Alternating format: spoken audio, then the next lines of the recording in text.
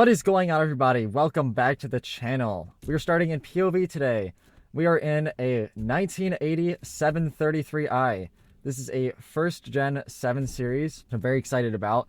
The 4-speed manual transmission, which is very weird. Uncommon to see that. Usually you see the 5 speeds and newer ones, but this is where they started, right at the 4 speeds. This makes somewhere in the ballpark of 200 horsepower and similar torque. Not that that really matters. Pushed out the 4-speed manual. Not sure the diff ratio. All the specs will be down in the description below. But I'm very excited to drive this thing. It's this cool little silver color, and I've driven this a little bit. And honestly, it's just a nice car. Everything in here is original, how it came, other than the driver's floor mat. But the passenger floor mat is there. The owner has the floor mat. All these dials and everything on the center console for the AC. It's all original, all works. Gauge cluster all works, including the odometer, which is really cool. You have your little test panel down here. Very cool stuff, but we should go take it out on the road and I'll show you guys how it drives. Starts like an old car.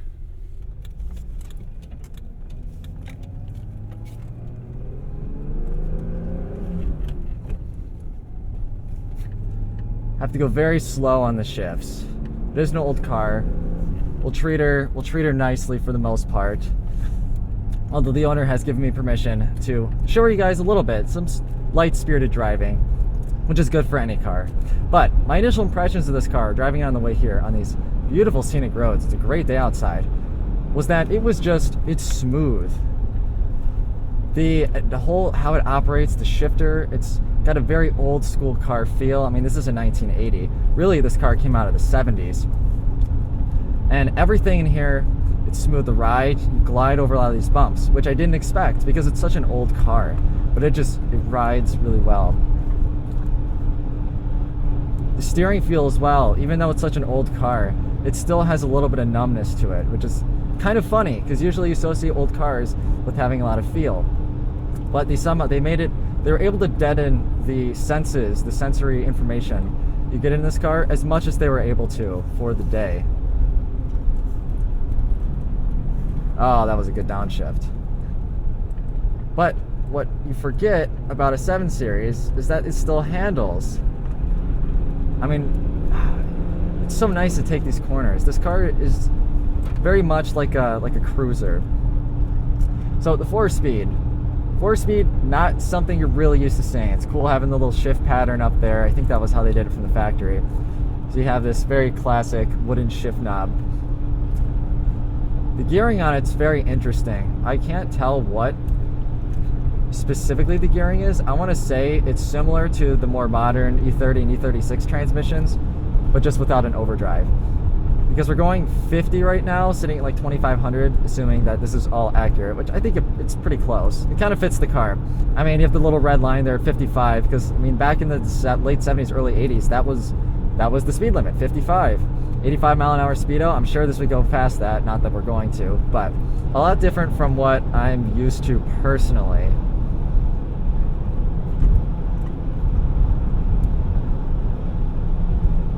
It's also funny watching the speedo. Sometimes it kind of goes back and forth. Not totally sure what that is, but it's an old cluster, old car. What are you gonna do? It's also funny on the way here, I noticed there was a little like ticking noise from up in this area, and I actually think that you can hear in this car if you pay attention to it really closely, the odometer actually turning and kicking over, which is super cool. One of the coolest experiences I've had in a car. Like, that is just the level of mechanicalness this is. And the size too. This car is a really good size, especially for roads like this. It is a 7 Series, and usually you associate the 7 badge with being big. But it isn't. This car is probably about the same size as an E65 series, maybe an E39. I have to get some weight numbers on this, but just on an initial estimate, I would say somewhere in the 3,500 pound territory. It does feel big and floaty, but it's not, it feels lighter on its feet. That's what old school BMW was about. You also get this cool horn. It's got a little, I don't even know what that sound, but you classify that as. It's almost like a meep of some sort. But very cool sound, very old school. All the lights in the gauge cluster. Oh, there we go. The brights, if you flip the brights on, light comes on. Very cool. We have the lights on now. Just a little switch up there. But I'm not really seeing the cluster lights. Maybe it's not dark enough yet. Not totally sure. And then you also have your startings of the onboard computer system that later came in the E30. You have your engine oil, oxygen sensors, whatever. Very, very early, old school electronic technology. It's also funny being in this car. It makes you feel like you're going a lot faster than you are, which part of I'm going to test to the speedo because the top of it's 85 and there's a red line at 55. So you're flying down the road and you look at your speedo, you see the needle in your peripherals and you're like, oh, it's over here, I'm going pretty fast. Look down, 50. It's a very different experience from what you might be used to in a lot of modern cars. But it's very cool to see this car, the 1980. It's very 70s in how it drives and feels, but you can see where the 80s and the technology started to kind of creep into this thing. There's also with this car, the original sales brochure, and it's cool kind of flipping through them and seeing a lot of the photos of these things when they were new and how they were.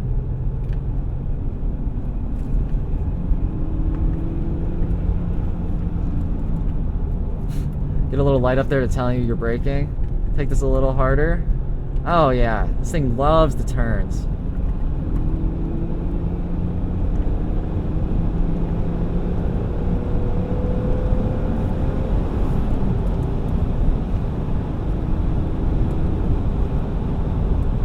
It doesn't get more old school than that. I was able to flat foot it for multiple seconds and just be over 60 miles an hour. Like, come on.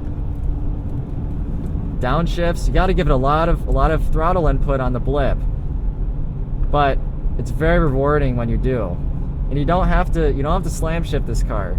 And actually, I wouldn't really do that. It doesn't, for one, it's old, so we wouldn't do that anyway. So we're gonna treat this thing nicely. But the transmission doesn't really need to. It's got a nice rhythm to it. You kind of throw it in a gear, give it the little blip, and it knows exactly. You know exactly where you need to give the blip and have it be.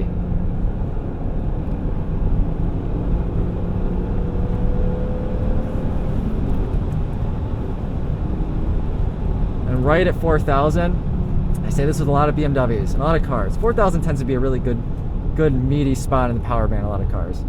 But in this car, it comes alive at 4,000. It starts to make different noises. I don't know if you guys can hear it on video. Hopefully the binaural audio really picks this up. But it's just the carpet. It's such a cool experience. There's nothing like this car.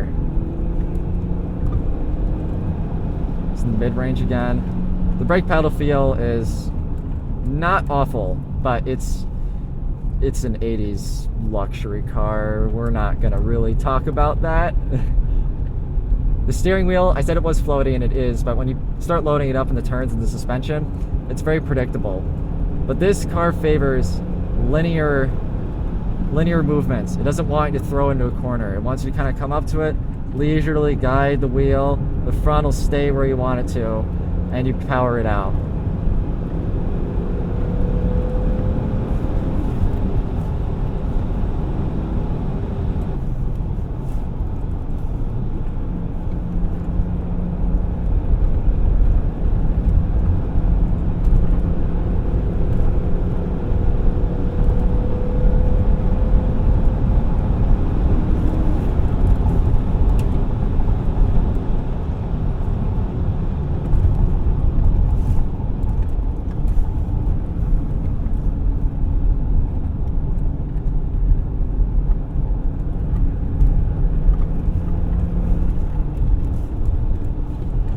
And a lot of the pedal inputs, excuse the carpet, it keeps kicking up my foot. A lot of the pedal inputs feel very leisurely. So what do I mean by that? Leisurely. I mean, it's very soft. There's no harsh engagements in this car. The gas pedal, it's not a switch. You don't hit it and the tach shoots up. It's a very linear motion. The clutch pedal, the grab point is really soft. There's a lot of leeway. It gives you the room to kind of be a bad driver, or maybe in a better sense, drive it at a pace that you would like. It's surprising me actually how much the clutch, how much, I don't want to say dead space, but how much of a bite point there is. It's a very wide bite point. It starts grabbing and you still have a little bit of motion within the grab point, whether you want it to grab more or less, which is cool. You don't really see that a lot in a lot of cars. A lot of, especially modern cars, I mean, a lot of them are really grabby and they just want you to go. And a lot of that is just modern turbo technology. You need beefier clutches to kind of keep up with the power. Whereas this doesn't, because this is a simple 200 horsepower single cam, 2 valve per cylinder dinosaur engine that really derived from the 60s. Especially these gauges. Oh, I love these gauges. They really just remind you of a different time in BMW. Because even once it got to like the E30 and the E32 and the E28, the gauges kind of started to get a little more modern-ish, more like the 90s and then 2000s gauges that followed it. But these are very old school. This looks more like the 60s than it does the 90s, if that makes sense. And now we're on a smooth patch of road, and the ride continues to be good. Over the bad patch of road, good patch of road, it's very nice.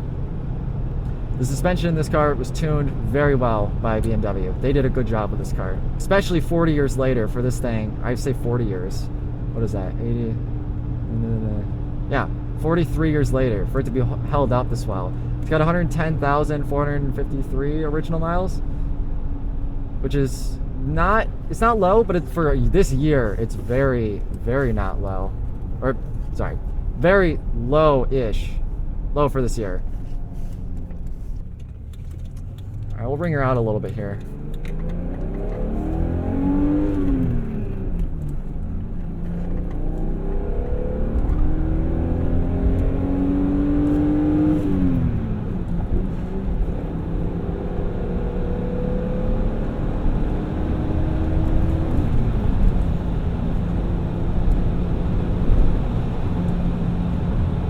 Very slow pacing. The gear, when you get into higher RPMs, almost it grabs the shifter. You throw it in, and it kind of has a point where it wants to grab your gear and throw it in. Very interesting experience. You don't get that in a lot of modern cars. It's just very, very mechanical.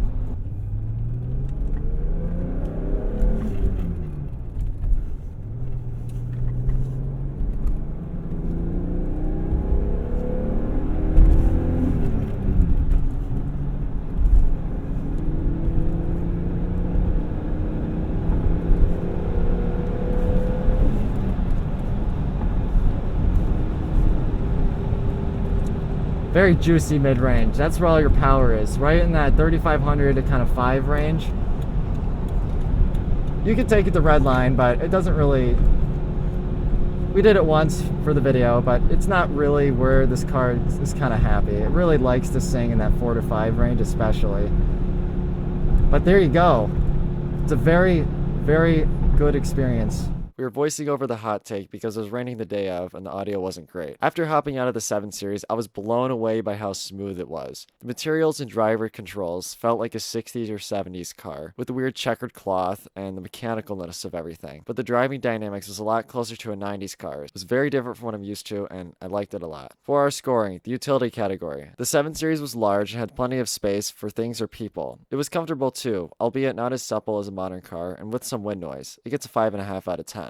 Features. It has some of the basics, but this car is bare bone, being over 40 years old. No dual zone climate or heated seats in sight. It gets 3 out of 10. MPG. The EPA rates the 1980 733i at 16 city and 23 highway, for combined of 19, giving it a 4 out of 10. In the weekend categories, the cool factor. First-gen 7 Series models are very rare, and it was an important car for BMW. This was their answer to Mercedes' long-term standing reputation as the king of luxury sedans. However, this car is a little forgotten by all except real enthusiasts. It still gets a respectable 5 out of 10. Driver's feedback. The steering was a little vague, and the brake pedal feel wasn't very inspiring. However, the clutch and shifter operation makes up for it a lot. The clutch tells you exactly where it is grabbing, and the shifter communicates to you like no modern car could dream of. Taking it all into consideration, I will give it a 4 out of 10. Acceleration. The 733i to 0 to 60 in over 9 seconds. It gets a 1 out of 10. Should you buy it? It's really hard to tell somebody to buy a car that's older than the average age of the viewers of this channel. I did a lot of research on how these are to own, parts and labor cost. These are really easy to own if you're mechanically inclined, and parts are cheap. These first gen 7 Series models aren't too expensive either. The average 733i like this sells in the 10 to 20 grand range. And for that money, you have a car that you probably won't see another of very often. I'll give it a 9 out of 15 putting it here on our list. This 7 Series scores lower on the list, but this is no surprise. It isn't a very reasonable vehicle to own, but frankly, if you want an older luxury sedan, these aren't that expensive or hard to own if you find a nice example. I liked it so much I'm putting this on my shopping list for potential future vehicles. If you have 15 grand and want an old car experience, I would strongly consider the E23 7 Series.